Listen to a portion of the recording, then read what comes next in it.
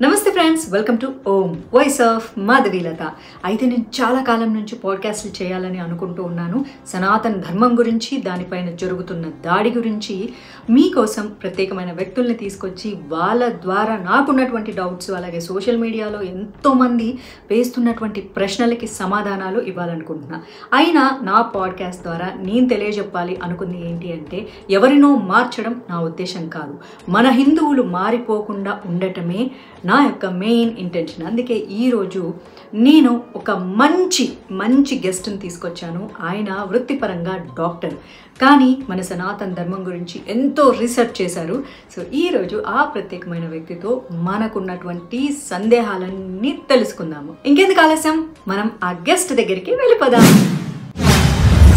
నమస్తే భాస్కర్ రాజు గారు, చాలా సంవత్సరాల తర్వాత మళ్ళీ వాయిస్ ఆఫ్ మాధవీలతలోకి ఎంట్రీ ఇచ్చారు. ఇంతకుముందు డిస్కషన్స్ నడిచింది, బట్ ఈసారి ఫుల్ ఫ్లెడ్జ్డ్ గా జనాల్లో ఉన్న డౌట్స్ ని నేను మిమ్మల్ని అడగాలనుకుంటున్నాను. నాకు కూడా కొన్ని డౌట్స్ ఉన్నాయి.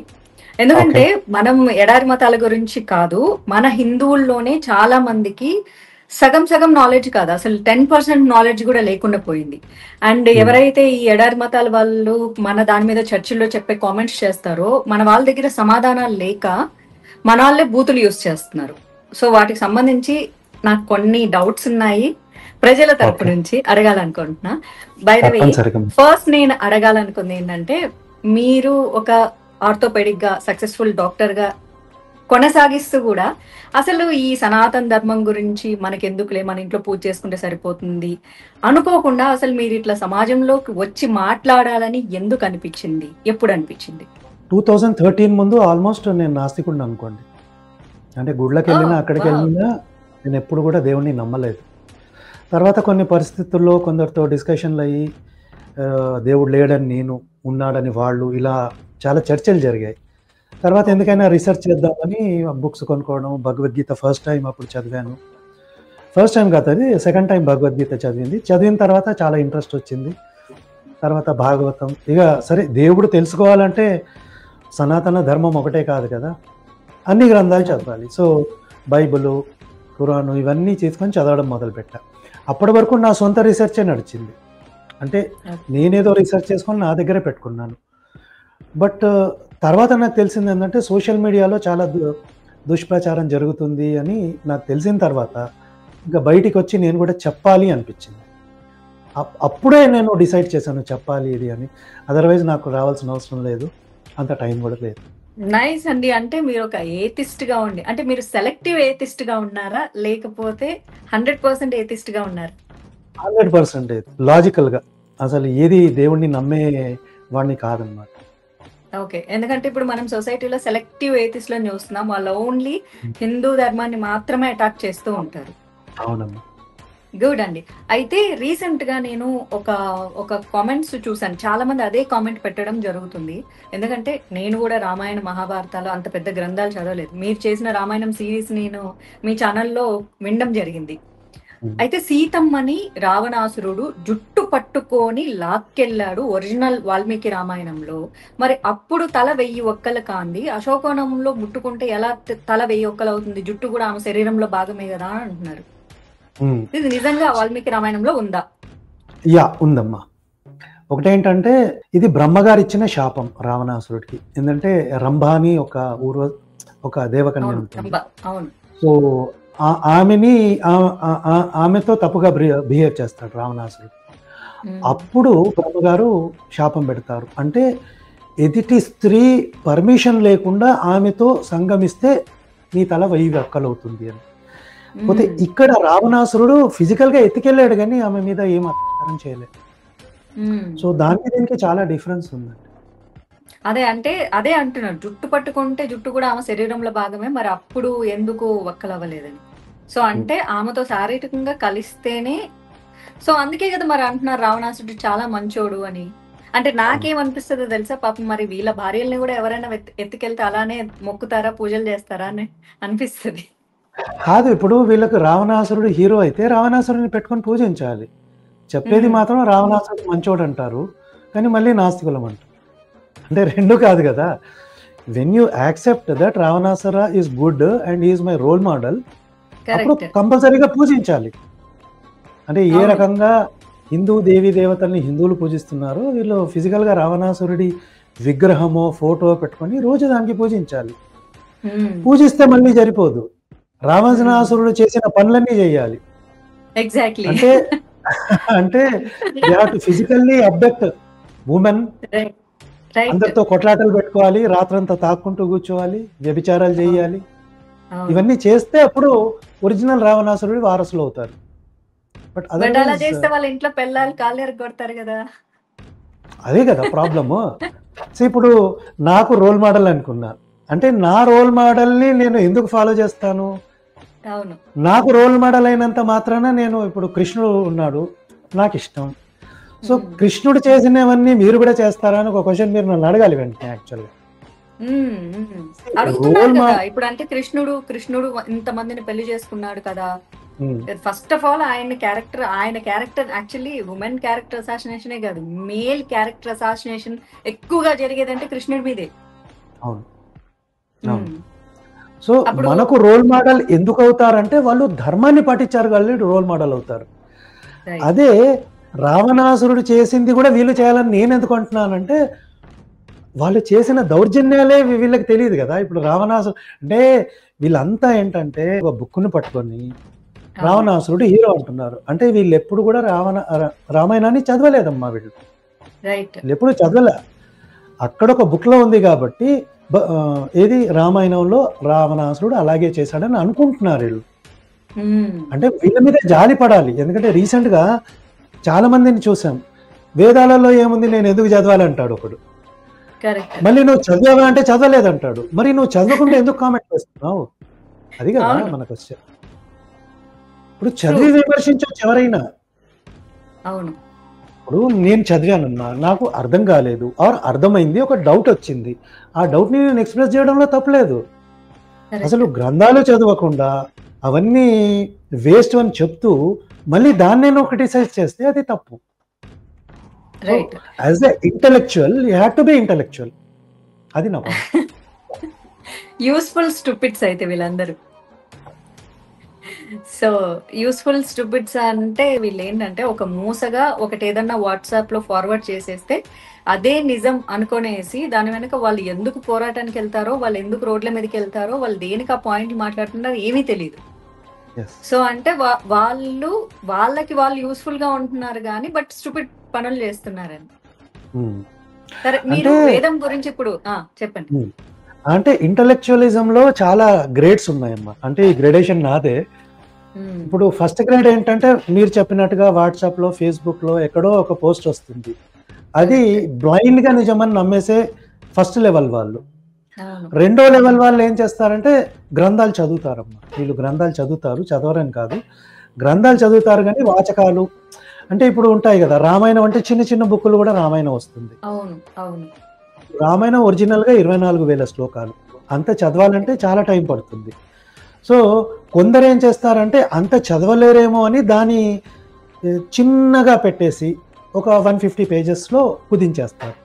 దాన్ని చదివిన వాళ్ళు కూడా డౌట్ వస్తాయి. సో బట్ వీళ్ళు ఏం చేస్తారు, అది చదివి దాన్ని నిజమని నమ్మేస్తారు. ఫస్ట్ వాడేమో అసలే చదవలే, వీడేమో కొంచెం చదివాడు, దాన్నే ప్రామాణికంగా తీసేసుకుంటాడు. సరే ఇక్కడేమన్నా డౌట్ వచ్చింది అనుకోండి, వీళ్ళు ఏం చేయాలి, మూల గ్రంథానికి వెళ్ళాలి. అక్కడికి వెళ్ళడు. ఇక మూడో లెవెల్ ఏంటంటే గ్రంథాలని చదువుతాడు, సంస్కృతాన్ని కూడా చూస్తాడు, కానీ వక్రీకరిస్తాడు. మూడో బ్యాచ్. నాలుగో బ్యాచ్ అంటే కావాలని వక్రీకరించడమా లేకపోతే వాళ్ళకి సంస్కృతం రాకపోవడమా? వక్రీకరణ అంటేనే కావాలని చేసేది. ఓకే. వక్రీకరణ అంటేనే కావాలని చేసేది. ఇక నాలుగో లెవెల్ ఏంటంటే మా టైప్ అనమాట. మేమేం చేస్తామంటే అన్నీ చదువుతాము, డీటెయిల్గా సంస్కృతానికి వెళ్ళి చదువుతాము, డౌట్ వస్తే మళ్ళీ వెళ్తాము, మూల గ్రంథాలకి వెళ్ళి రిఫర్ చేస్తాము. వీలైతే ఎవరన్నా ప్రవచనాలు చెప్పిన వాళ్ళు ఉంటే వాళ్ళ వీడియోస్ కూడా చూస్తాము, వాళ్ళు ఎందుకు చెప్పారు, ఏం చెప్పారు. సో అప్పుడు ఏది నిజం ఏది అబద్ధం అనేది కన్ఫర్మ్డ్గా తెలుస్తుంది అన్నమాట. సో ఈ 4 గ్రేడేషన్స్లో 4th లెవెల్లో ఉన్న వాళ్ళు చాలా తక్కువ మంది ఉంటారు. ఈ క్లారిఫికేషన్ చాలా ఇంపార్టెంట్. అంటే మనకు చదువుకునే పుస్తకాలే మనం మొహాలు చూడము, ఒక్క పుస్తకం అయితే వాళ్ళలాగా వెళ్ళి చదువుకోవచ్చు. మనకేమో ఇన్ని పుస్తకాలు మళ్ళీ ఇన్ని గ్రేడేషన్స్ ఉన్నాయంటే అంత ఓపిక ఎక్కడ ఉందంటారు మనుషులకి? అది నిజమే. కానీ ప్రాబ్లమ్ ఏంటంటే మీరు ఏదైతే ఒక్క బుక్ అన్నారో వాళ్ళు ఆ ఒక్క బుక్ కూడా ఫుల్ చదవట్లే. అది ప్రాబ్లం. యాక్చువల్లీ నాకేమనిపిస్తుంది అంటే రాజుగారు, ఆ ఒక్క బుక్ గురించి కూడా వాళ్ళు వాళ్ళు పెట్టుకున్న మీటింగ్స్ లో చెప్పుకోకపోగా 5% మాత్రమే చెప్పి 95% మన మీద ఎలా బురద చల్లాలనే వ్యాఖ్యలు చెప్తారేమో మన పుస్తకాలే వాళ్ళు ఎక్కువ చదివి దాన్ని వక్రీకరణ చేసి వీళ్ళకందరికి చెప్తారేమో అనిపిస్తుంది. అట్లయినా వాళ్ళకి కొంచెం పుణ్యం దొరుకుతుందేమో, మనం హ్యాపీ అవ్వాలి. అంతేనంటారా? మన ధర్మంలో ఒక దొంగోడు కూడా అనుకోకుండా రాత్రంతా ఉపవాసం ఉండాల్సి వస్తే శివరాత్రి రోజు ఎప్పుడో పుణ్యం వస్తుందంట కదా. వేదాల గురించి చాలా మంది మనకు చెప్పేటప్పుడు ఓకే, నమ్మని వాళ్ళ గురించి వదిలేసేయండి, కానీ మన హిందువులలో కూడా చాలా మంది నాలెడ్జ్ లేక ఏం నమ్ముతారంటే వేదాలలో మహిళకి స్వతంత్రం లేదు, స్వేచ్ఛ లేదు, అసలు ఇంట్లోనే ఉంచేవాళ్ళు, కేవలం వంటగదికి పరిమితం చేసేవాళ్ళు అని. కానీ ఒక పక్క చూసుకుంటే వేదాలు రచించిన వాళ్ళల్లో కూడా మహిళలు ఉన్నారు, బ్రహ్మచర్యం పాటించాలి, పెళ్లి ఇష్టం లేదు అనుకుంటే కూడా అలాంటి అవకాశం ఉండేది అని. సో దీని గురించి మీ రీసెర్చ్లో ఏం తెలిసింది? నేను ఋగ్వేదాన్ని ఎప్పుడైతే రీసెర్చ్ చేశానో దాంట్లో ఋగ్వేదంలోనే 400 మంది ఋషులు ఉన్నారు. దాంట్లో 40 మంది శూద్ర బ్యాక్గ్రౌండ్, స్త్రీ బ్యాక్గ్రౌండ్ ఉంది. అంటే మరి స్త్రీలు అసలు వేదం చదవకూడదు, వాళ్ళని చదవనివ్వలేదంటే వీళ్ళంతా ఎవరు? ఇంకోటి, వీళ్ళేదో వేదాన్ని చదివిన వాళ్ళు కాదు, తపస్సు చేసి ఆ తపస్సు స్థితిలో ఉండి ఆ వేదాలని అందుకున్న వాళ్ళు బ్రహ్మగారి నుంచి. అంటే హయ్యెస్ట్ అథారిటీ, వాళ్ళని ద్రష్టలు అంటారు. అలాగే శూద్ర బ్యాక్గ్రౌండ్ నుంచి వచ్చిన వాళ్ళు ఉన్నారు. సో ఇంతమంది ఉంటే మరి స్త్రీలను చదవనివ్వలేదు అని ఎట్లా అంటాం? ఇంకో పాయింట్ చెప్తా. ఉపనిషత్తుల్లో కూడా ఒక సందర్భం ఉంటుంది. అక్కడ ఒక స్త్రీమూర్తి చర్చ జరుగుతుంది, ఆ చర్చలో తాను పాల్గొంటుంది. ఒక ఋషి దేని గురించో ప్రతిపాదించినప్పుడు ఈ స్త్రీమూర్తి వచ్చి ఈ ఋషి చెప్పేది కరెక్టే, మనం ఆయన చెప్పింది ఒప్పుకోవాలని అంటుంది. ఈమె అలాంటి మాట మాట్లాడగలుగుతుందంటే ఈమె చదివినామేనే కదా. ఆ వేదం మొత్తం చదివింది. She is participating in the discussion. Right. So మన సమాజంలో ఎప్పుడు కూడా స్త్రీలని దూరం పెట్టలేదు. They are always integral part of our society. Problem అంతా ఏంటంటే ఈ ఆరోపణ ఎవరైతే చేస్తున్నారో వాళ్ళ కల్చర్లో అది ఉంది కాబట్టి వాడేం చేయదలుచుకున్నాడు, మన కల్చర్లో కూడా ఇది ఉంది అని చూపెట్టి మనల్ని తక్కువ చేయడానికి ప్రయత్నం చేస్తున్నారు. కానీ ఆ విషయంలో చాలా వరకు సక్సెస్ అయ్యారు అనిపిస్తుంది కదా. అంటే గ్రౌండ్ లెవెల్లోకి వెళ్తే అమ్మా ఒక ప్రాబ్లం ఏమవుతుందంటే, గ్రౌండ్ లెవెల్లో ఎవరైతే హిందువులు ఉన్నారో వాళ్ళకి ఎవరికి కూడా రాముడిని ఇలా వీళ్ళు తిడుతున్నారు, సీతమ్మని ఇలా అంటున్నారు అని కూడా వాళ్ళకి తెలియదు. వాళ్ళు రామాయణం కూడా చదవరు. వాళ్ళు భక్తి భావంతో ఉంటారు, గుడికి వెళ్తారు, వాళ్ళ పూజలేవో వాళ్ళు చేసుకుంటారు. ఎవరైతే సోషల్ మీడియాలో టచ్ లో ఉన్నారో వాళ్ళకే ఇవన్నీ తెలుస్తాయి. కరెక్ట్. సో హిందువులలో డిఫరెంట్ స్టేజెస్ లో ఉన్నారు చాలా మంది. So it depends on where you are. Social మీడియాలో టచ్ లో ఉన్న వాళ్ళకే ఇవి తెలుస్తాయి, ఇవన్నీ కూడా కాంట్రవర్సీస్ అలా అన్నమాట. అంటే తెలియడం అంటే ఫార్వర్డెడ్ మెసేజ్ల ద్వారా, అదే వక్రీకరణ ద్వారా తెలుస్తుంది. సో రాజుగారు అయితే ఇప్పుడు సోషల్ మీడియా అంటున్నప్పుడు మన యూట్యూబ్ ఛానల్స్ కూడా అందులో భాగమే కదా. కొన్ని పెద్ద యూట్యూబ్ ఛానల్స్ కూడా ఏదో బిర్యానీ ఆకు, నిమ్మకాయలు, నల్లపిల్లి, నల్ల కుక్క, అర్ధరాత్రి, అమావాస్య, హిందువులు ఇవి చేయాలి, పొద్దున చేయాలి, ఎర్లీ మార్నింగ్, ఇలాంటివి ఏవేవో చెప్పి అండ్ లక్షల్లో కూడా వ్యూస్ వస్తున్నాయి వాళ్ళకి, ఫాలోవర్స్. అండ్ అవి నమ్మి చాలా మంది హిందువులు అవి చేస్తున్నారు. అవి సెట్ అవ్వకపోవడం వల్ల మళ్ళీ వీళ్ళ దగ్గరికి కరెక్ట్ గా ఏమంటారు, మత మార్పిడి ముఠా మాఫియా, ఒకటి ఏదో పెద్దగా చెప్పాలనుకున్నా, ఓకే ఒక మాఫియా, మత మార్పిడి మాఫియా వీళ్ళ దగ్గరికి వచ్చినప్పుడు వెంటనే ఓకే మా దాంట్లో అవ్వట్లేదు, సో మీ దేవుడన్నా చేస్తాడేమో అని వెళ్ళిపోతున్నారు. సో దీని గురించి అసలు మీరు ఏం చెప్తారు? ప్రాబ్లం అంతా ఈ రోజు ఏంటంటే ల్యాక్ ఆఫ్ ఇన్ఫర్మేషన్ అమ్మా. ఈ ఇన్ఫర్మేషన్ 2 విధాలుగా ఉంటుంది. ఫస్ట్ ఏంటంటే మన హిందువులకి స్వధర్మం గురించి తెలిసి ఉండాలి. అంటే అసలు మన ధర్మం ఏం చెప్తుంది అది తెలిసి ఉండాలి. నెక్స్ట్ పరధర్మం ఏం చెప్తుందో తెలిసి ఉండాలి. ఈ 2 కూడా మన వాళ్ళకి తెలియాలి. అన్ఫార్చునేట్లీ నా సొంత ఇంటి గురించి చెప్తానమ్మా. బాబుకి మా పాపకి ఇద్దరికి కూడా భగవద్గీత నేను ఇచ్చాను, ఇప్పుడు కాదు సంవత్సరం క్రితం ఇచ్చాను. ఇంతవరకు ఫస్ట్ పేజ్ కూడా చదవలేదు. అంటే మన హిందువుల పరిస్థితి ఇట్లా ఉంటే ఇంకా వీ కెన్ ఇమాజిన్ మన గ్రంథాలే వీళ్ళు చదవకుంటే బైబిల్ ఎప్పుడు చదువుతారు, ఖురాన్ ఎప్పుడు చదువుతారు, దాని మీద క్వశ్చన్లు ఎప్పుడు వేస్తారు? సో అంటే మనకి మ్యాండేటరీ రూల్ లేదు కదండి. ఎగ్జాక్ట్లీ ఒప్పుకున్నా, మ్యాండేటరీ రూల్ లేదు, ఒప్పుకున్నా. కానీ ప్రాబ్లం ఏంటంటే అట్లీస్ట్ ఇప్పుడు 100 మంది హిందువులు ఉన్నారు. 100 మంది హిందువులో ప్రతి హిందూ రోడ్డు మీదకి వచ్చి ప్రశ్నించాలని నేను కోరుకోవట్లా. 10% ఆ పని చేస్తే చాలు, 10% చేస్తే చాలు. సో ఆ 10% ఎవరనేది మనకు తెలీదు. మనం చేయాల్సిందంతా సోషల్ మీడియాలో ఇలాంటి యాక్టివిటీ చేస్తూ పోతుంటాం. ఎవరో ఒకరు అట్రాక్ట్ అవుతారు, ఆ 10% మనకు చేరుతారు. వాళ్ళు వచ్చినప్పుడు వాళ్లకు మనం ట్రైనింగ్ ఇస్తాము. ఇక తర్వాత కాగల కార్యం అంతా వాళ్ళే చేసేస్తారు, గంధర్వులే చేస్తారంటారా? చేసేస్తారు. కాదు, ఇప్పుడు బిర్యానీ ఆకు కాలిస్తే కోరికలు నెరవేరుతాయా? చెప్పండి నాకు. సో ఈ క్వశ్చన్లు ఎట్లా ఉంటాయంటే, చాలా రోజుల క్రితం చాగంటి కోటేశ్వరరావు గారి విన్నప్పుడు ఆయన ప్రవచనాలన్నీ చెప్తున్నప్పుడు దీపం వెలిగిస్తే ఒక్క ఒత్తి వేయాలా, 2 ఒత్తులు వేయాలా అని. రాజుగారు ట్రస్ట్ మీ, ఇది దీపావళి రోజు మా అమ్మకి నాకు పెద్ద గొడవ తెలుసా. మా అమ్మేమో 2 ఒత్తులు వెయ్యాలి, 2 ఒత్తులు వెయ్యకపోతే అది అశుభానికి నిదర్శనము, నువ్వు ఒక్కటే వేస్తున్నావు అని. నేనేమో అమ్మ సరే నీకు అంత సెంటిమెంట్ ఉంటే ఒక్క దీపం పెడితే 2 ఒత్తులు వేసుకో, కానీ ఇల్లంతా దీపాలు పెట్టేటప్పుడు 2 ఒత్తులతో సంబంధం ఏంటి అని చాలా అప్సెట్ అయిపోయి నేను అసలు వెళ్ళిపోయాను ఆ రూమ్ లోకి. అసలు ఇదేంటి ఈ డిస్కషన్, భలే చెప్పారు, చెప్పండి ఒకసారి. సో అంటే చాలా కాలం క్రితం ఇది 2 ఒత్తులు వేయాలా, అరే రాముడేంటి, కృష్ణుడేంటి, వాళ్ళు చెప్పిన సందేశాలు ఏమిటి, వాళ్ళు చెప్పిన ధర్మం ఏంటి, ఇది కదా కావాలి మనకు. రైట్. సో సరే, ఇది ఉన్నా కూడా మన దాంట్లో 2 ఉన్నాయమ్మా. ఒకటి ఆచారం, ఒకటి విచారం. ఆచారం అంటే ఇప్పుడు పూజలు చేసుకోవడం, మీరు కూడా డైలీ పూజలు చేస్తారు. నేను పెద్ద పూజలు చేయను, జస్ట్ వెళ్ళి మొక్కుకొని బయటకు వస్తాను, మా ఆవిడ చేసుకుంటాను. సో ఆచారం ఇది కూడా చేసేవాళ్ళు ఉండాలి. అయితే ఈ ఆచారం చేసే వాళ్ళు ఏం చేస్తారంటే ఎప్పుడు కూడా ఏ గ్రంథాలు చదవరు, వాళ్ళకి అవసరం లేదు.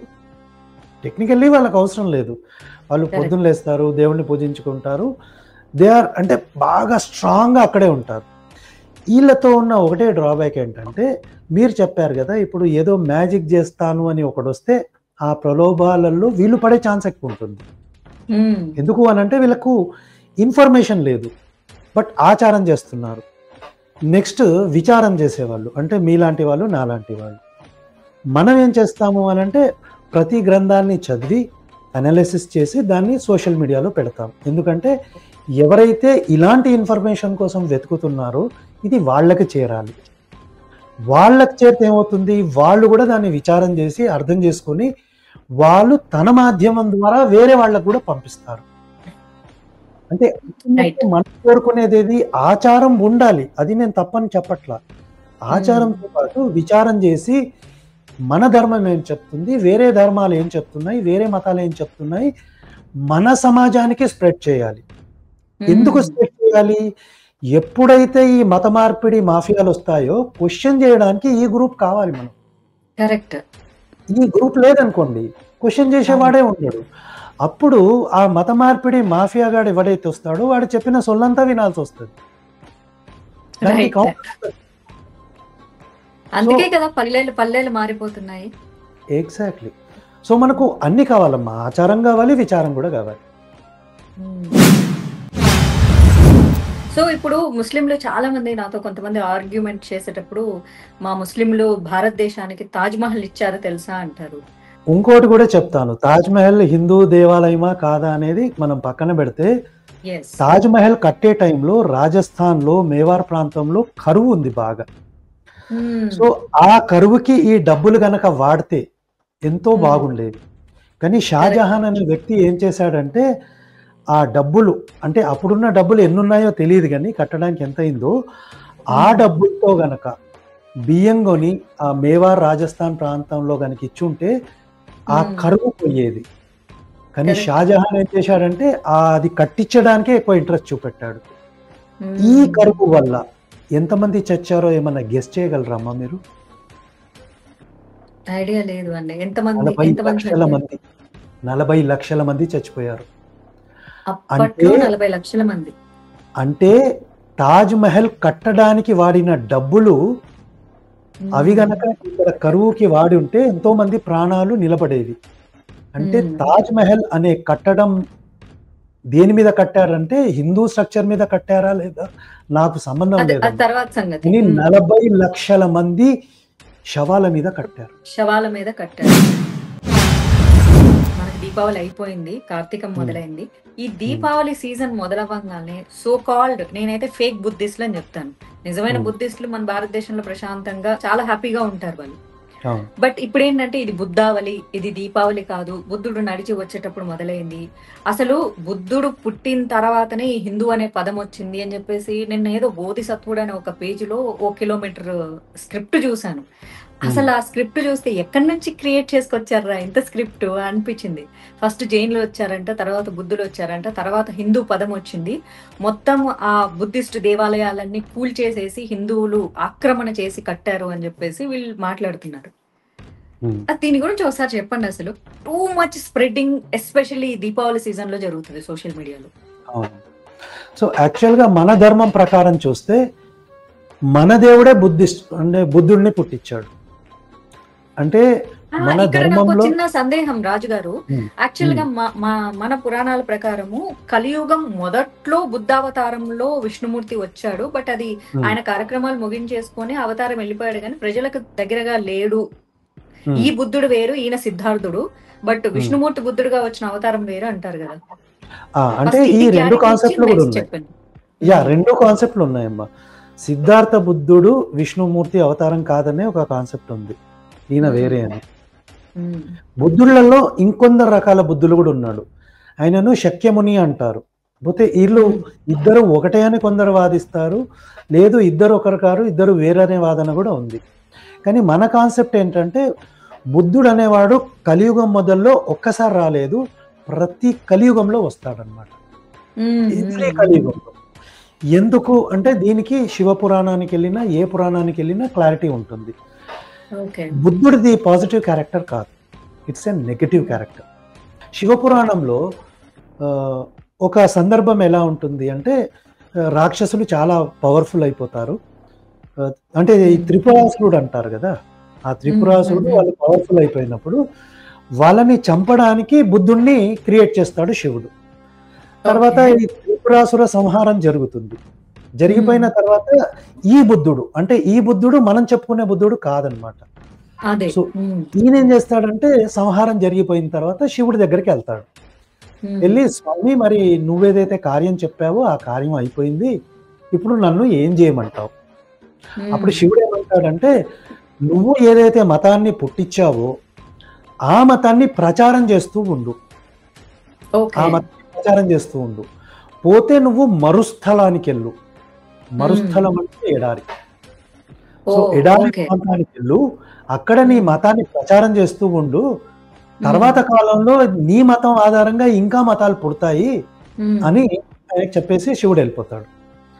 సో ఇక్కడ 2-3 పాయింట్స్ మనకు వచ్చినాయి. ఒకటి, బుద్ధుడు is a intermediatory to create మ్లేచ్ఛ మతాలు క్రియేట్ చేయడానికి ఇంటర్మీడియరీ, మధ్యలో ఒక ఫేజ్ అనుకోండి. This is interesting point. So మళ్ళీ ఎక్కడికి వెళ్తున్నాడమ్మా గమనించండి, మరుస్థలానికి, అంటే ఎడారికి వెళ్తున్నారు. ఈ రోజు మనం ఏ మతాలనైతే ఎడారి మతాలు అంటామో అవి కూడా ఎడారిలో పుట్టినవే. అవును అవును. ఓకేనా. నెక్స్ట్, ఇక తర్వాత బుద్ధుడు ప్రచారం చేసింది ఏమిటి వీళ్ళతో?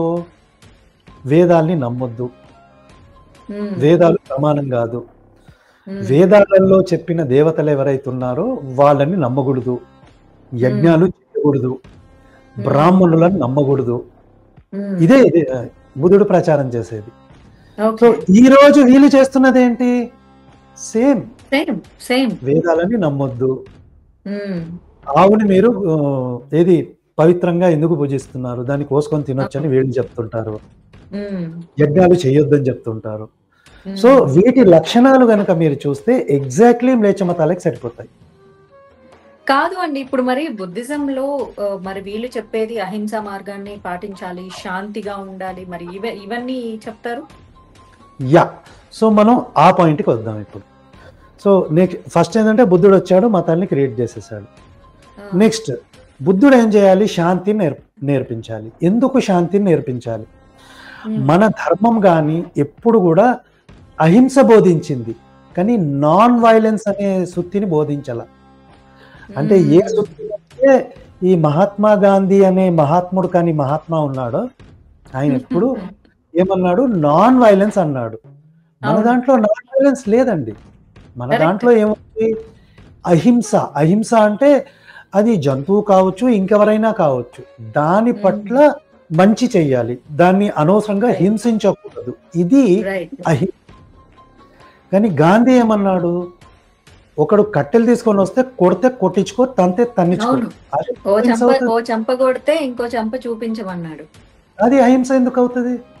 యాక్చువల్లీ ఇది అది బైబిల్లో ఉందంట కదండి, ఓ చంప కొడితే ఇంకో చంప చూపించడం. అది ఉంది ఉంది అంటే సో ఉంది. Gandhi followed Bible.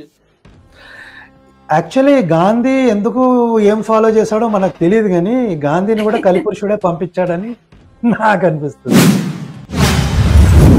ఇప్పుడు క్షాత్ర బలం ఉంది మనలో.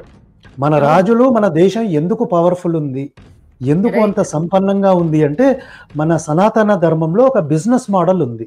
అదే మీరు వేరే రాజ్యాలకు వెళ్ళారనుకోండి, వాణ్ణి దోచుకో, వీణ్ణి కొట్టు, వాణ్ణి దగ్గర తీసుకో, ఇదే కదా. అవును, అందుకే కదా మన దగ్గర ఈ ముస్లిం ఇన్వేషన్ వచ్చింది, క్రిస్టియన్ రైట్. ఇన్వేషన్ వచ్చింది. అలెగ్జాండర్ వచ్చాడు దోచుకోవడానికి. ఎందుకు వచ్చాడు? మన దగ్గర డబ్బులు ఉన్నాయి. కరెక్ట్. సో మనది పర్ఫెక్ట్ బిజినెస్ మోడల్, వీళ్ళది బిజినెస్ మోడల్ కాదు. అవును, నాకు ఒక్క మాట చెప్పండి, బైబిల్లో కానీ ఖురాన్లో కానీ మీరు ఈ వ్యాపారం చేసి సంపాదించండి, ఏమన్నా బిజినెస్ మోడల్ ఉందా? లేదు. అంటే యాజ్ పర్ నేను విన్న ఆడియో పరంగా అయితే ఖచ్చితంగా పరాయి వాళ్ళని దోచుకోండి, చంపేయండి, ఆ, అంతే. వాళ్ళను అదే లొంగ తీసుకోండి, లేదా ఫైన్ విధించండి, లేదా చంపేయండి. చంపేయండి. ఈ ఇదే మూడే బిజినెస్ ఉన్నాయి. మోడల్, ఇదే అవును, అంతే business model. Business model.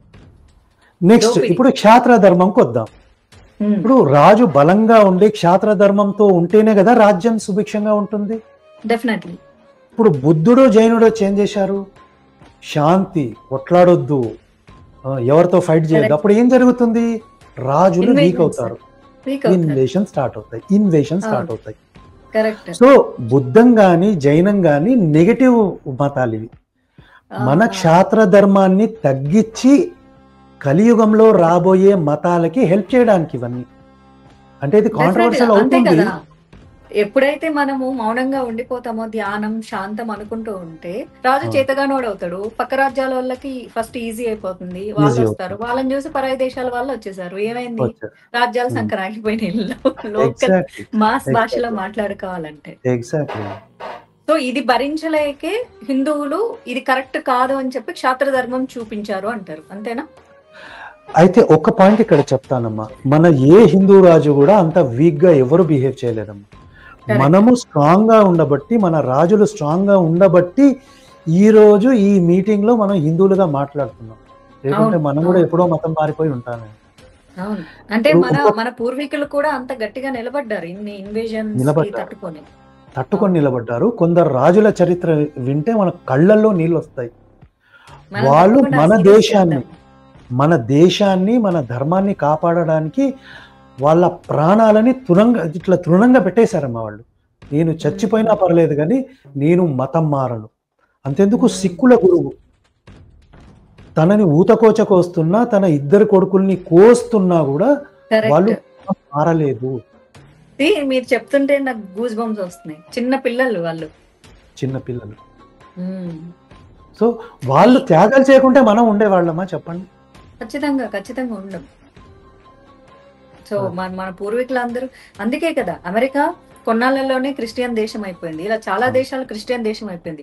Egypt అనేది అసలు కంప్లీట్ గా మాయమైపోయింది. మెసొపొటేమియా నాగరికత పూర్తిగా నాశనం అయిపోయింది. అండ్ మన చరిత్రలో ఈజిప్ట్ కి భారతదేశానికి ఎగుమతులు దిగుమతులు కూడా 3000 సంవత్సరాల క్రితం ఉండేవి అని మన శిల్పాలు ఇప్పటికీ చెప్తున్నాయి కదా. సో ఈజిప్ట్ అసలు ఏం మిగిలింది? పిరమిడ్స్ తప్ప ఏమీ మిగలలేదు అక్కడ. కానీ కొన్ని వందల సంవత్సరాలు ఇటు 2 రకాల ఎడారి మతాలు పరిపాలించిన స్టిల్ భారతదేశం హిందువులుగా ఉందంటే ఖచ్చితంగా మన రాజులు, అలాగే అప్పట్లో మన పూర్వీకులు చాలా గట్టిగా మేము సనాతన నిలబడ్డారు. ధర్మాన్ని నమ్ముకొని ఉన్నాము. అవును. వెల్, ఇప్పుడు మన వల్ల అంటారు, మీ హిందూ దేవాలయాలు, మీ హిందువులు ఇటు పాలు పోసి అభిషేకాలకి మీరంతా డబ్బులు వేస్ట్ చేస్తున్నారు, దాని ఎడ్యుకేషన్ కి పెట్టొచ్చు కదా, రామ్ మందిర్ కట్టే కంటే హాస్పిటల్స్ కట్టొచ్చు కదా అని. ఉమ్. మరి ఆ తాజ్ మహల్ మీకు అంత జ్ఞాపకం ఇచ్చారు అని చెప్తున్నా, మరి తాజ్ మహల్ కంటే 40 లక్షల ప్రాణాలు ఎలా తీసుకున్నారు? అంటే ఎందుకంటే వాళ్ళే నెగిటివ్ గా మాట్లాడతారు కాబట్టి. సరే, సో ఇప్పుడు వాళ్ళకి వాళ్ళు సమాధానం పాజిటివ్ గా ఉన్నారు అనుకుందామమ్మా. వాళ్ళు పాజిటివ్ గా ఉందాం అనుకున్నారు. ఎస్ 9 లక్షలు 20 లక్షల ఎకరాల ఆస్తులు వాళ్ళ దగ్గర ఉన్నాయి, భక్తి కరెక్ట్. భూములు. థర్డ్ కట్టమని గుళ్ళు. Largest or second largest after railways, then Waqf board కదా ఉండేది. ఉమ్. అంటే ఇప్పుడు డిఫెన్స్ కానీ లేకుంటే రైల్వేస్ కానీ అది government properties. Yes so first అది correct. Owned by private property. So వాళ్ళకి అంత కన్సర్న్ ఉంటే ఒక పని చేయొచ్చు. వాళ్ళు కాలేజీలు కట్టియమనండి, హాస్పిటల్ కట్టియమనండి, గుళ్ళు కట్టియమనండి, అనాథాశ్రమాలు కట్టియమనండి, ఫ్రీ సర్వీస్ ఇవ్వమనండి. ఎవరు ఆపట్ల.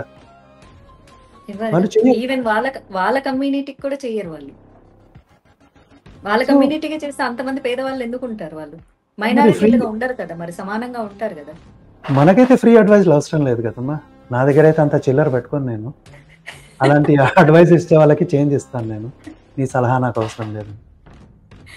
వెల్, రాజు గారు, మరొక ప్రశ్న ఏంటి అంటే, మీరు ఒక 10 సంవత్సరాలుగా హిందూ ధర్మం గురించి ఇలా సోషల్ మీడియాలో అవ్వచ్చు, టీవీ ఇంటర్వ్యూస్ లో రకరకాలుగా మీ ప్రయత్నం మీరు చేస్తున్నారు. వేదాలు, దానికి సంబంధించినటువంటి ఒరిజినల్ గా ఉండే అర్థాలు. అయితే మరి ఇలాంటి దానికి ఒక ఎకో సిస్టమ్ మన హిందూ సొసైటీలో ఏర్పడిందా, లేకపోతే ఏర్పడడానికి ఇంకా ఏమైనా కృషి అవసరం అంటారా? ఇప్పుడు లెఫ్ట్ ఎకో సిస్టమ్ ఉన్నట్టు ఒక హిందూ ఎకో సిస్టమ్ అనను, భారతీయ ఎకో సిస్టమ్ అందాం. కరెక్ట్. ఎందుకు దీన్ని భారతీయ ఎకో సిస్టమ్ అనాలి అంటే, ఈ ఎకో సిస్టమ్ మనం ఏదైతే లెఫ్ట్ అంటామో ఇది ఈ దేశానికి సంబంధించింది కాదు. కరెక్ట్. లెఫ్ట్ అంటే ఎక్కడదో, అది పరాయి ఎకో సిస్టమ్ అది. So correct. భారతీయ ఎకో సిస్టంలో ఏం ఉండాలి? ఈ ఎకో సిస్టంలో కొన్ని డిపార్ట్మెంట్స్ ఉండాలమ్మా. అంటే ఇవి చేయడానికి ఎవరు కావాలి అంటే, పెద్దవాళ్ళు ఎవరన్నా ముందుకు రావాలి, వచ్చి financially and legally support that team. అక్కడ ఏమేమి ఉండాలి? ఫస్ట్ ఏంటంటే ఫండ్స్కి ఎప్పుడు కొద్దు ఉండకూడదు. లైక్ సనాతన్ బోర్డ్ అంటారా? పవన్ కళ్యాణ్ గారు అన్నట్లు ఒక సనాతన బోర్డు. సనాతన బోర్డు కూడా అవసరం లేదమ్మా. ఆ పేరు పెట్టే బదులు భారతీయ బోర్డు అని పెట్టండి. ఎందుకంటే ఈ బోర్డు ఇండియాని కాపాడుతుంది. ఇండియా ఉన్నప్పుడే మనకు సనాతనం ఉంటుంది కాబట్టి. కరెక్ట్. సో ఫైనాన్షియల్గా మనకి ఏ ప్రాబ్లం ఉండకూడదు. ఫైనాన్షియల్స్ ఎందుకు కావాలి? ఇప్పుడు ఒక ఎగ్జాంపుల్ ఇస్తాను. ఐ థింక్ నిన్నో మొన్నో ఒక గోరక్ష ఏదో తుపాకీతో కొట్టారు. అవును అవును. అసలు యశోద తుపాకీ hospital ఎందుకు ఉన్నాయి వాళ్ళ దగ్గర? అదే కదా ప్రశ్న. అది ప్రశ్న. సో తుపాకీతో కొట్టారు, హాస్పిటల్లో అడ్మిట్ చేశారు, డబ్బులు కావాలి, ఎవరిస్తారు? సో ఫీల్డ్లో వర్క్ చేసే వాళ్ళ కోసం డబ్బులు కావాలి, మెటీరియల్ ఉంది, పబ్లిష్ చేయడానికి డబ్బులు కావాలి. మనకంటూ ఒక స్టూడియో ఉండాలి ఎక్స్క్లూజివ్గా. కరెక్ట్. మనలో చర్చలు జరుగుతుండాలి, మీటింగులు జరుగుతుండాలి, లేటెస్ట్ అప్డేట్స్ జరుగుతూ ఉండాలి. So Right. మీటింగులు కండక్ట్ చేయాలి, మెటీరియల్ ప్రిపేర్ చేయాలి, స్టూడియోలు కావాలి, ఇవన్నీ కూడా కావాలి. సో వీటికి డబ్బులు కావాలి. 2 ఫైనాన్షియల్ హెల్ప్ కూడా కావాలి. ఎందుకంటే మన అపోజిట్ వాళ్ళకి ఎన్ని డబ్బులు ఉన్నాయంటే అర్ధరాత్రి 3 గంటలకి ఒక టెర్రరిస్ట్ కోసం కూడా వాళ్ళు కోర్టుని తెరిపించగలరు. కరెక్ట్. పవర్ ఉంది. అది మన దేశంలో జరిగిన విషయం. విషయం. సో మనకంత పవర్ లేదు. సో ఆ పవర్ రావాలంటే డబ్బులు కావాలి. డబ్బులే కాదు, పొలిటికల్ సపోర్ట్ కూడా కావాలి. కరెక్ట్. పొలిటికల్ పవర్కి వస్తే అవుట్ రైట్గా ఒక హిందువుకి సపోర్ట్ చేసే పొలిటీషియన్స్ చాలా చాలా తక్కువ మంది ఉన్నారు. కరెక్ట్. ఇప్పుడు నేనేమనుకుంటానంటే పర్సనల్గా, సో అది బీజేపీ అయినా కావచ్చు, ఏ పార్టీ అయినా కావచ్చు, హిందువుల కోసం అవుట్ రైట్గా ఫైట్ చేసే ఏ పార్టీ అయినా నాకు సంబంధం లేదు.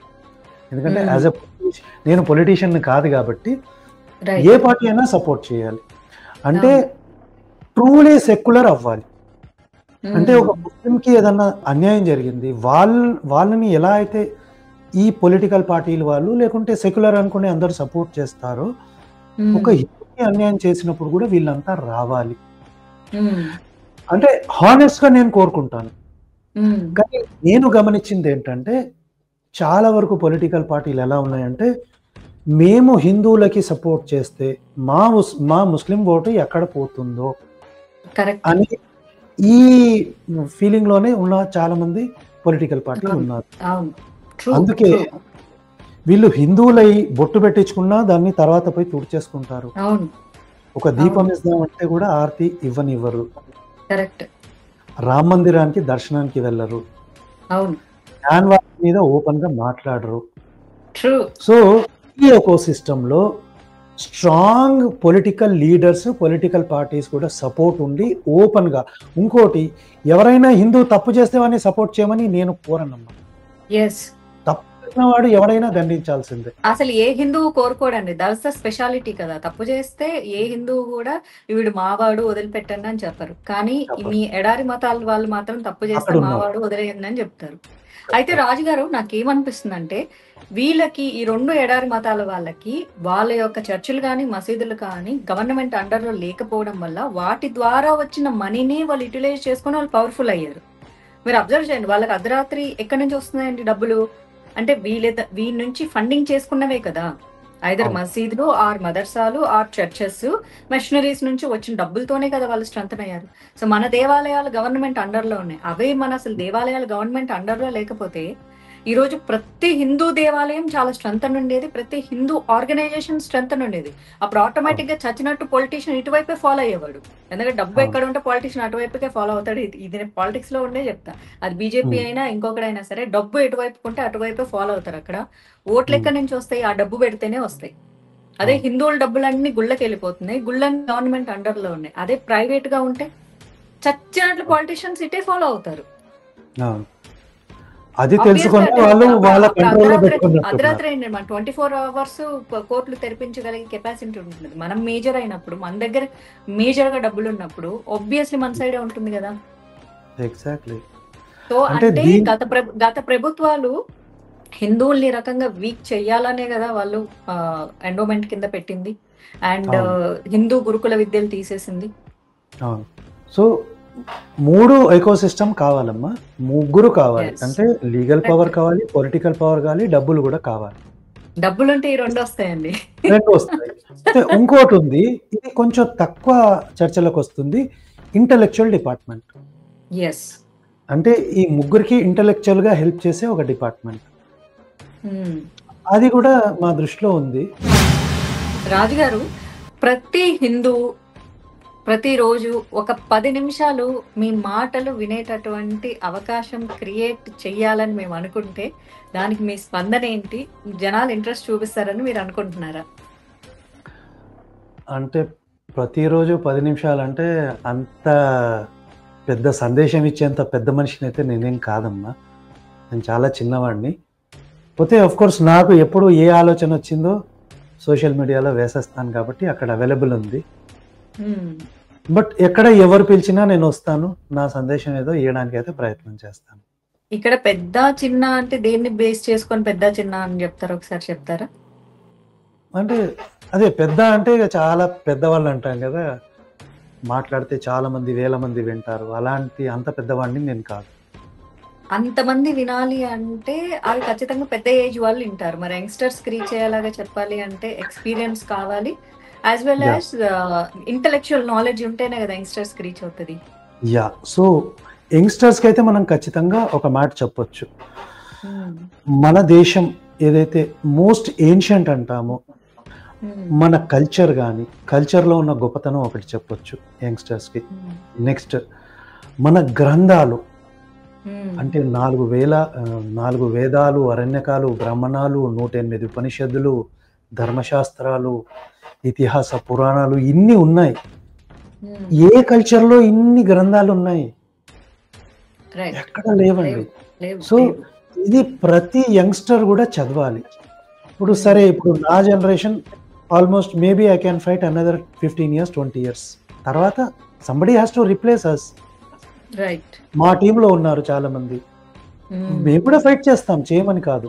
కానీ రాబోయే జనరేషన్కి ఏంటి అంటే they have to study all this. ఎందుకంటే మన పూర్వీకులు మనకిచ్చిన సంపద ఇది. సంపద అనేక రకాలుగా ఉంటుంది. డబ్బులు ఇస్తారు, ఆస్తులు ఇస్తారు, అవి తరిగిపోతాయి.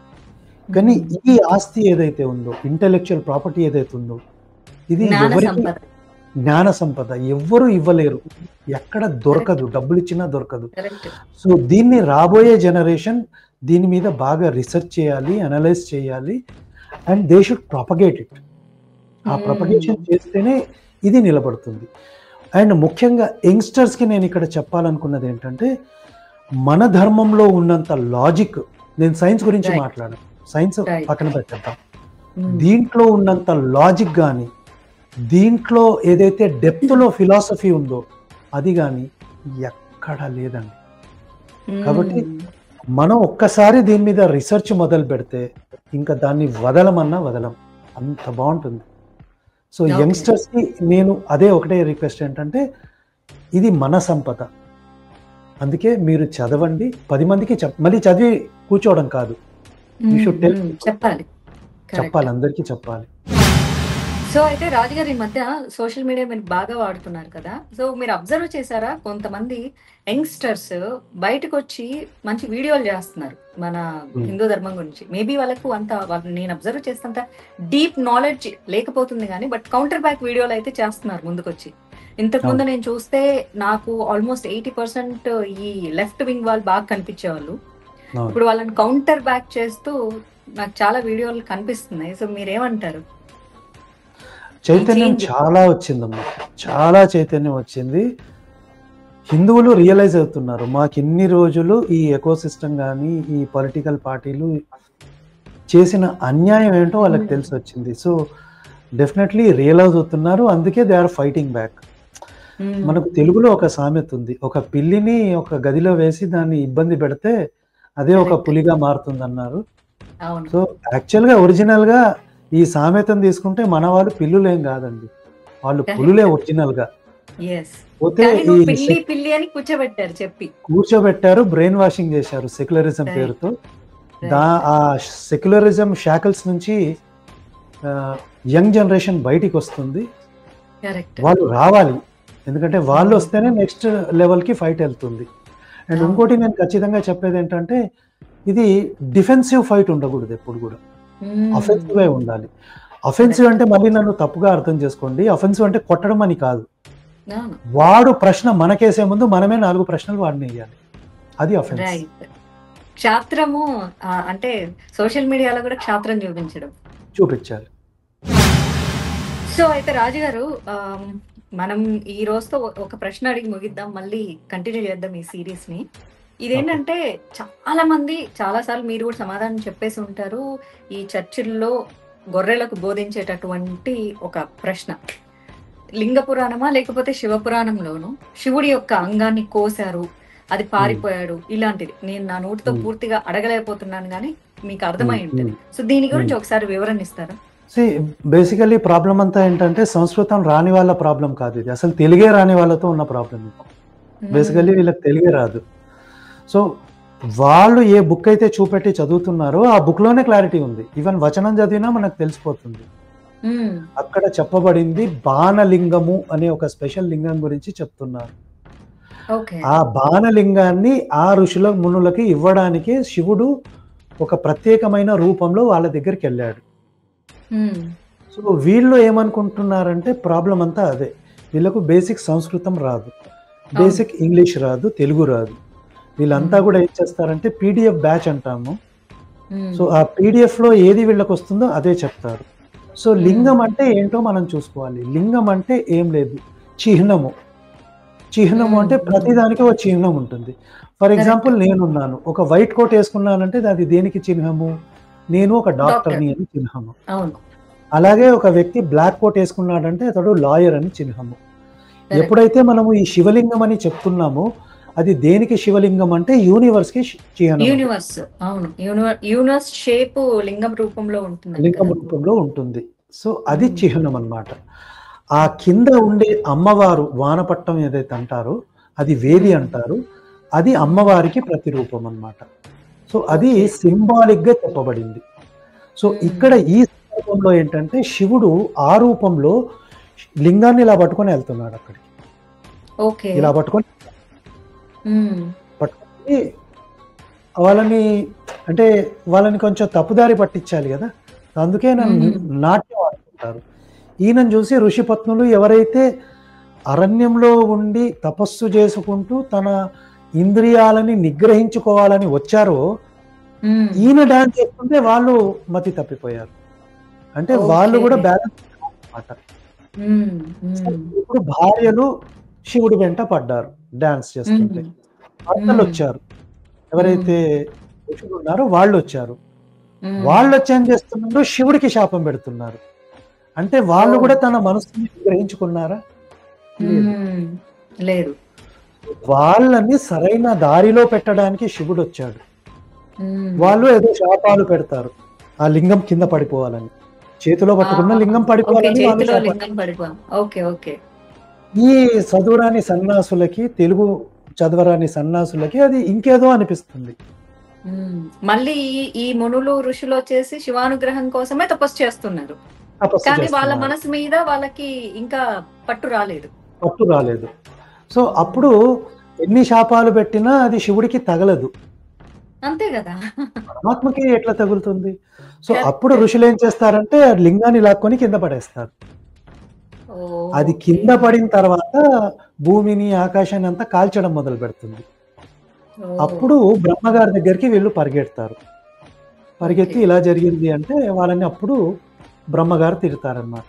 వచ్చింది సాక్షాత్తు పరమశివుడురా, మీరు తెలుసుకోలేదు, మ్మ్. మందబుద్ధులు అని తిడతాడు.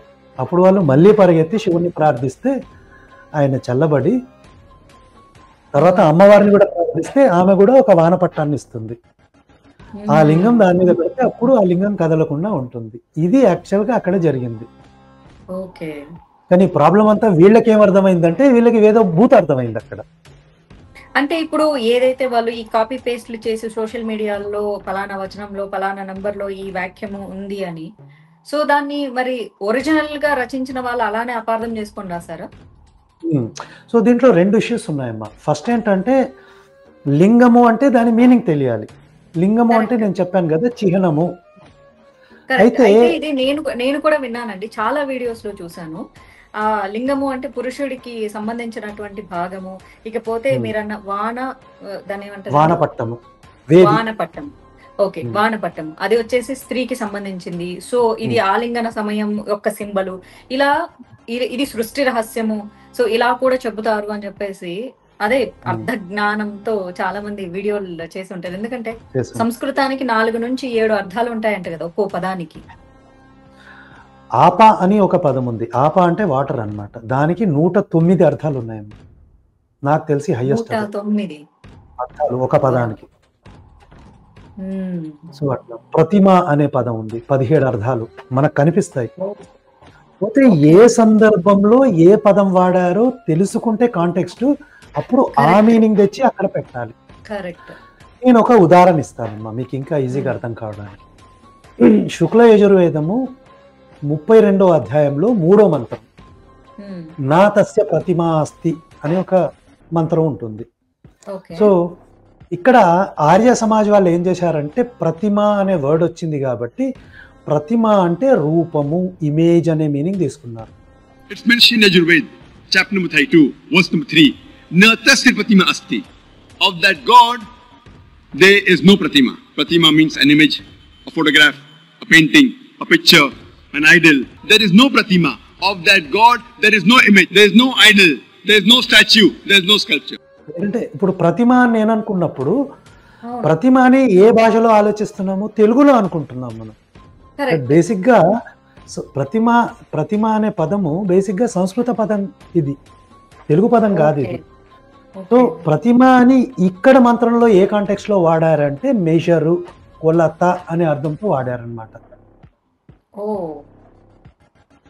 ఓకే. సో ఇప్పుడు ఈ మంత్రంలో ఏ కాంటెక్స్ట్ లో తీసుకోవాలి అంటే కొలత అనే మీనింగ్ తో తీసుకోవాలి. సో ఆర్య సమాజికులు ఏం చెప్పారంటే ప్రతిమ అంటే మూర్తి అని, వేదంలో మూర్తి పూజ లేదు అనే మీనింగ్ పెట్టేశారు. బట్ యాక్చువల్గా దేవుడికి కొలత లేదు అంటే ఆయనను వర్ణించలేము అనే మీనింగ్ తో తీసుకోవాలి. ఓకే. ఓకే. అవును, ఇప్పటికే కూడా సమాజంలో చెప్తూ ఉంటారు కదా, అసలు వేదాలలో దేవుడే లేరు, వేదాలలో ఈ విగ్రహారాధన లేదు, అసలు దేవుడు అనేదే లేదు అని చెప్తూ ఉంటారు. నిజంగానే దేవుడికి రూపం వేదాలలో లేదు. దేవుడు లేరా? దేవుడికి రూపం లేదు అనే చెప్పదలుచుకుంటారు వీళ్ళు. దేవుడికి రూపం ఉంటుంది, ఎందుకు ఉండదు? అయితే ఒకవేళ నిజంగానే దేవుడు ఉన్నాడు అనుకుందాం, దేవుడికి రూపం తీసుకునే శక్తి లేదంటున్నారా వీళ్ళు? శక్తి లేదంటే దేవుడు సర్వశక్తిమంతుడు కాదని వీళ్ళే చెప్తున్నట్టు కదా. దేవుడికి Right. అన్ని శక్తులు ఉంటాయి, తాను రూపం తీసుకోవాలంటే తీసుకుంటాడు. ఇంకొకటి 10,000 మంత్రాలు ఉన్నాయి కేవలం ఋగ్వేదంలో.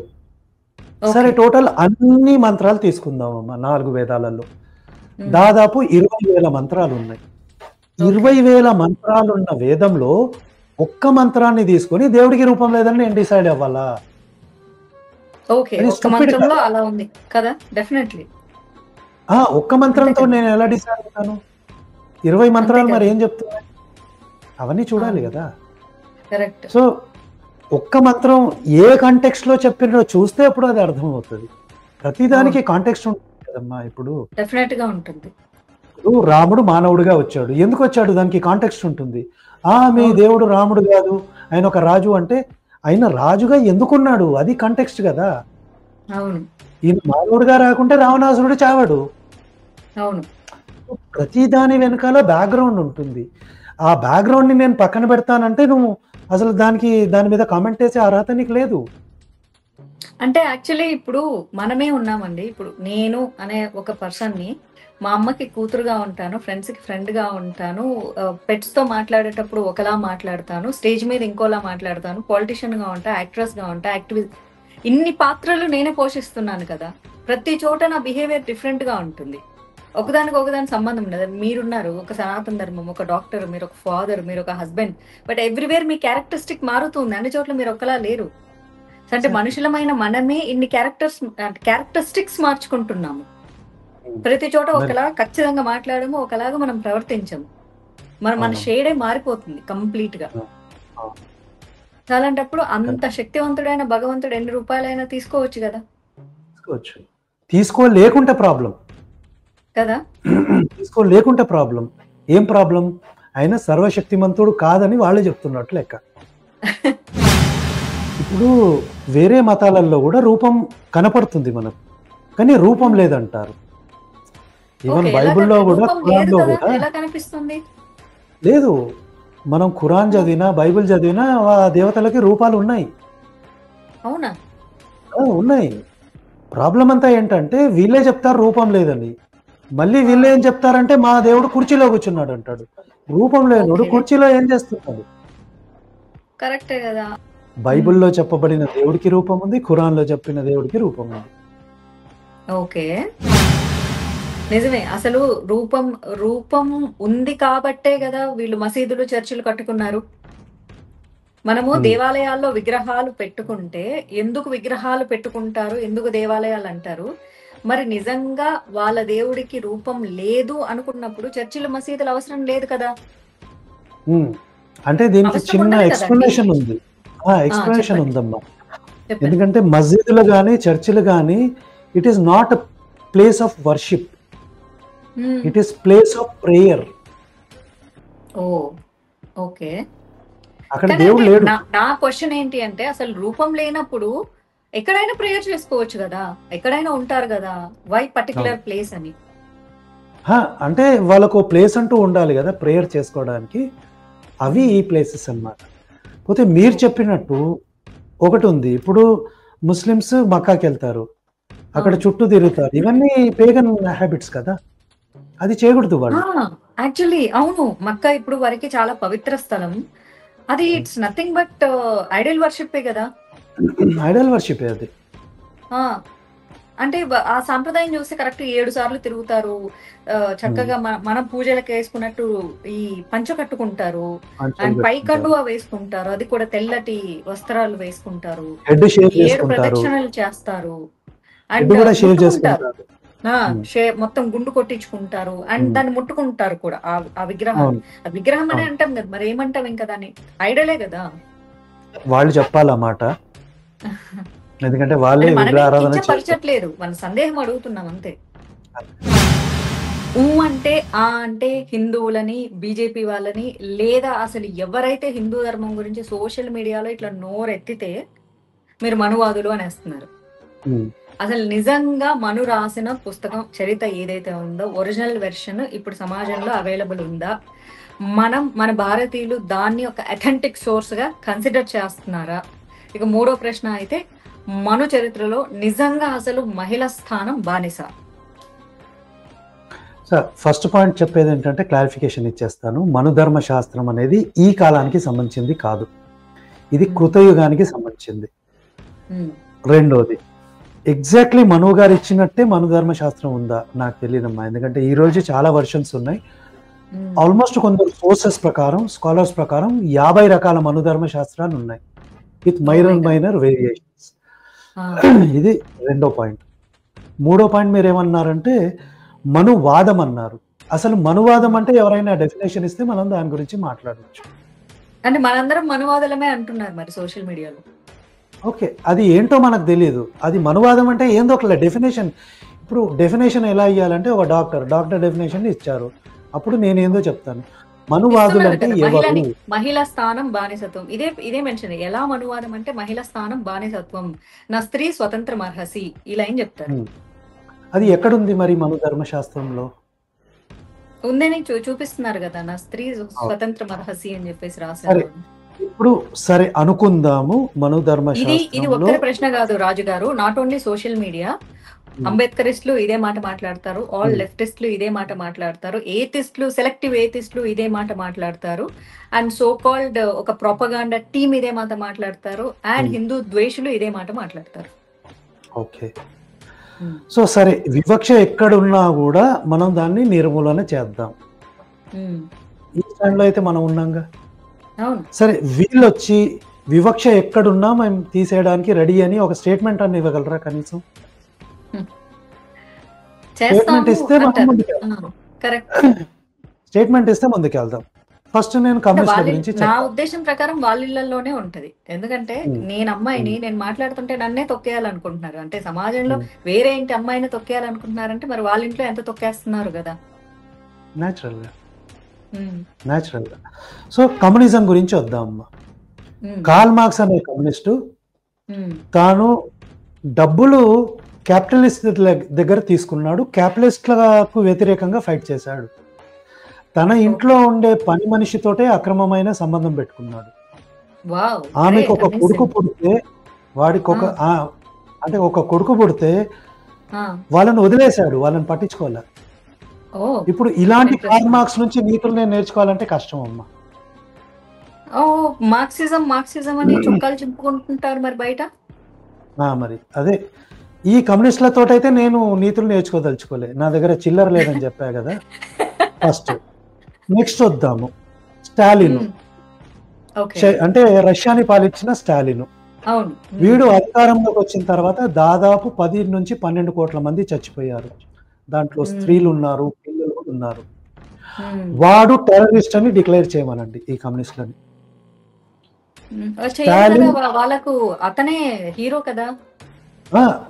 నేను చాలా ఇప్పుడు మనం స్త్రీల గురించి మాట్లాడుతున్నాం అమ్మా, వాళ్ళ న్యాయము వాళ్ళ హక్కుల గురించి మాట్లాడుతున్నాం. మావో అనేవాడు ఎవరైతే చైనాను పాలించాడో డిక్టేటర్, వాడు అధికారంలోకి వచ్చిన ఫస్ట్ 5 years లోనే ఆర్ 1 year లోనే 5 కోట్ల మందిని చంపాడు. అనేక దాడులు స్త్రీల మీద జరిగాయి. ఇక రేపులు, మానభంగాలు, ఇండ్లు తగలబెట్టేశాడు. కార్ల్ మార్క్స్, స్టాలిన్, మావో వీళ్ళు పరమ నీచులు, నికృష్టులు, దుర్మార్గులు అని వాళ్ళు స్టేట్మెంట్ ఇస్తే నేను నా మనుధర్మ శాస్త్రాన్ని పక్కన పెడతానమ్మా. వాళ్ళు ఇవ్వరు కదండి, మరి వాళ్ళే కదా వీళ్ళ హీరోలు. మరి వాళ్ళకే ఇలాంటి హీరోలు ఉంటే వాడు నాకు పేరు పెట్టడానికి అర్హత ఎక్కడి నుంచి వస్తుందమ్మా? ఓ మీరు అలా అంటారా? ఓకే, సో అలాంటి మెంటాలిటీ పీపుల్ నే వీళ్ళు హీరోలుగా తీసుకున్నప్పుడు వాడే మర్డరరు, వాడు రేపిస్టు, స్త్రీల హక్కుల గురించి ఎలా మాట్లాడతారు? సరే ఇప్పుడు చిన్న కాంట్రడిక్షన్ వస్తుంది రాజు గారు. అంటే సో మా సైడ్ అలాంటి వాళ్ళు ఉన్నారని చెప్పేసి, సో మీ సైడ్ అలా స్త్రీలను తొక్కేసే వాడిని మీరు యాక్సెప్ట్ చేస్తారా? అప్పుడు మీ హిందూ ధర్మం ఏముంది అంటున్నారు కదా. మనుధర్మశాస్త్రం నేను పక్కన పెట్టేస్తాను, నాకేం ప్రాబ్లం లేదు. కానీ వీళ్ళు original కమ్యూనిజాన్ని version పక్కన available పెడతారు. లేదు కదా. అసలు నేను పాటించట్లేదు. సరే, అవును. నా సంగతి వదిలేయండి అమ్మా. మీ ఇంట్లో మనుధర్మశాస్త్రం ఉందా?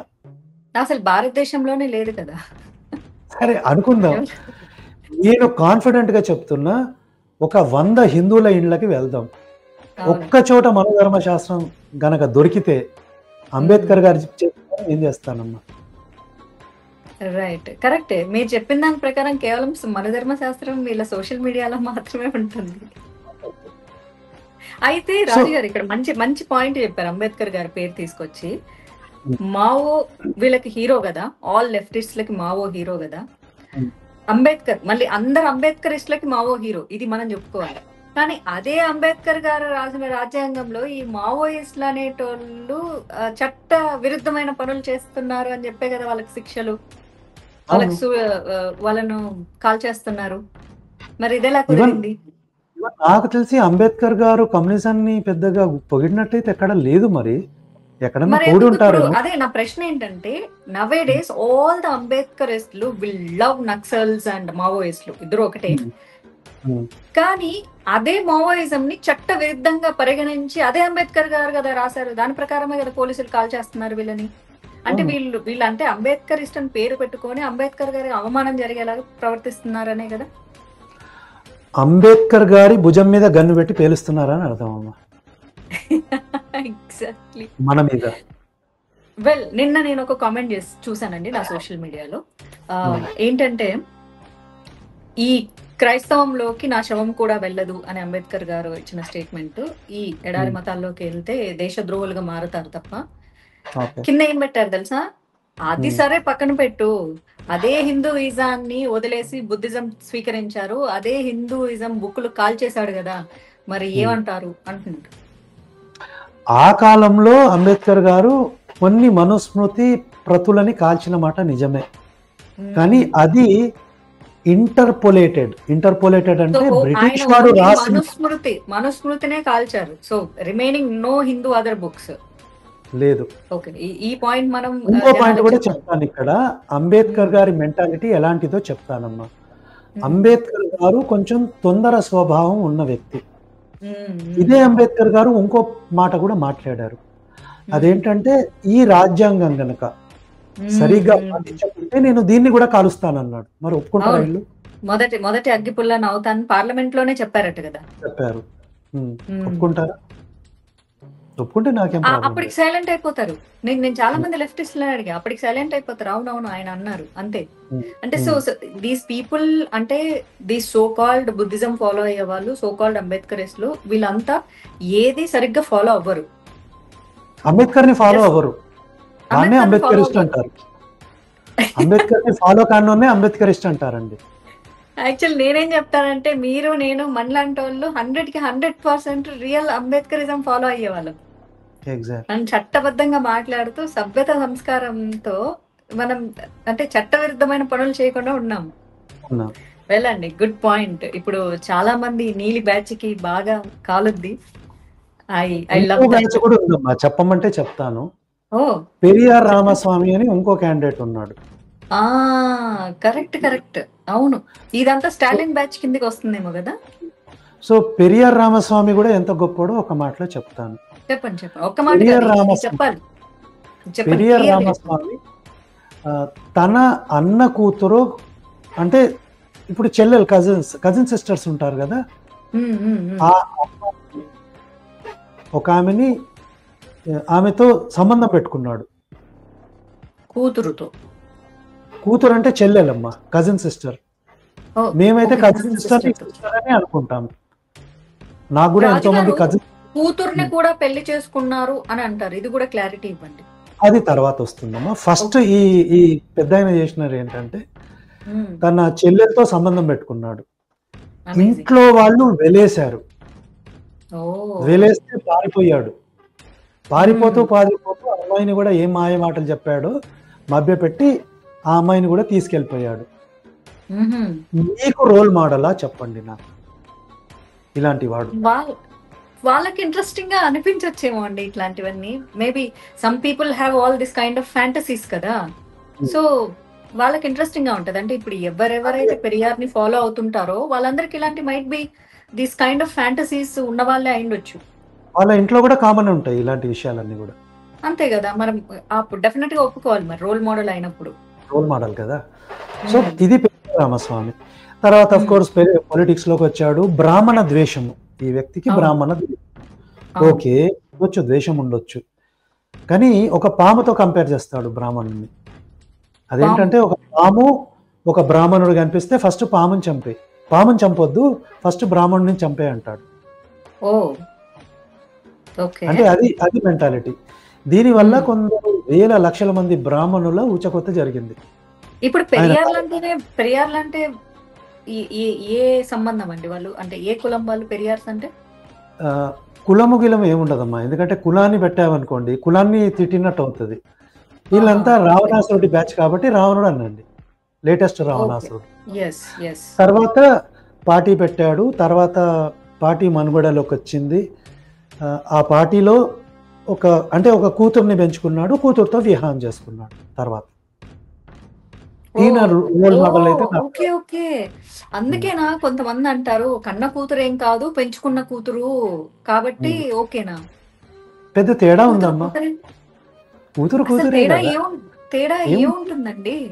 అంటే భార్యకు పుట్టిన బిడ్డ అంటే దత్తపుత్రికే కదా, పిల్లలేని ఎంతో మంది తెచ్చి పెంచుకుంటారు కదా. అవును. అంటే ఆ అమ్మాయినే పెళ్లి చేసుకున్నాడా పెంచి? చాలా అద్భుతమైన సంస్కారం. సో ఇప్పుడు అంటే చాలా మంది ఇంత రోల్ మోడల్స్ ని ఫాలో చేస్తున్న రోల్ మోడల్స్ ఉన్నారు మన చుట్టూ. అబ్బో చాలా మంది ఉన్నారండి, భయంకరంగా ఉన్నారు. ఐ లవ్ పెరియార్ అనేటోళ్ళు చాలా మంది ఉన్నారు. So very good. అంటే ఫర్దర్ గా వాళ్ళు కూడా మరి ఒక అమ్మాయిని పెంచుకొని ఎట్లే కూతుర్ని పెళ్లి చేసుకుంటారో ఏమో, మరి చెల్లెలతో అక్రమ సంబంధాలు పెట్టుకుంటారేమో. ఇదే పెరియార్ రామస్వామి. ఈ సంబంధాలు ఏదో పుస్తకంలో ఉన్నట్టుగా అనిపిస్తుంది నాకు. ఉన్నాయి. ఇదే Periyar Ramaswamy wanted to join with Jinnah to create separate country for south India. ఇది వీళ్ళ బ్యాక్గ్రౌండ్. మొన్న కూడా ఈ స్టాలిన్ మన రేవంత్ రెడ్డి కేటీఆర్ వెళ్ళేసేసి ఇట్లే ఒకవేళ సపరేట్ దేశం కావాల్సి వస్తే సౌత్ సపరేట్ దేశంగా కావాలని వెళ్ళి కూర్చొని మాట్లాడేసి వచ్చారు కదా. ఎగ్జాక్ట్లీ. వెరీ ఇంట్రెస్టింగ్ అండి, బాగుంది. కానీ ఇంత ఇంట్రెస్ట్ తోనే ఈ ఎపిసోడ్ ముగించి మళ్ళీ ఫర్దర్ గా మళ్ళీ కొత్త టాపిక్స్ తో, అలాగే సోషల్ మీడియాలో మన హిందువుల మీద ఎలాంటి అటాక్స్ చేస్తున్న ప్రశ్నలతో, ఎందుకంటే కేవలం మన హిందువులకి సరైన సమాధానాలు తెలియాలి కాబట్టి. నా ఉద్దేశం ఒకటే రాజుగారు, నాకు ఎవరిని మార్చాలని లేదు, మన వాళ్ళు మారిపోకుండా ఉండాలన్నదే నా ఇంట్రెస్ట్. థ్యాంక్ యూ అండి, thank you so much for your valuable time. And me videos ప్రస్తుతానికి సోషల్ మీడియాలో బాగా వైరల్ అవుతున్నాయి, ఎస్పెషల్లీ నా ఫాలోవర్స్ బాగా ఎంజాయ్ చేస్తున్నారు. సో అనస్థీషియా ఇచ్చి కత్తితో బాగా సర్జరీ చేసినట్లు చేస్తున్నారట. మీకు హెల్త్ బాగాలేకపోయినా టైం ఇచ్చినందుకు ధన్యవాదాలు. మరొక్కసారి వాయిస్ ఆఫ్ మాధవీలతలోకి మిమ్మల్ని ఆహ్వానించడానికి నేను చాలా సిద్ధంగా ఉన్నా. ఈ సిరీస్ కంటిన్యూ చేద్దాం. నమస్తే.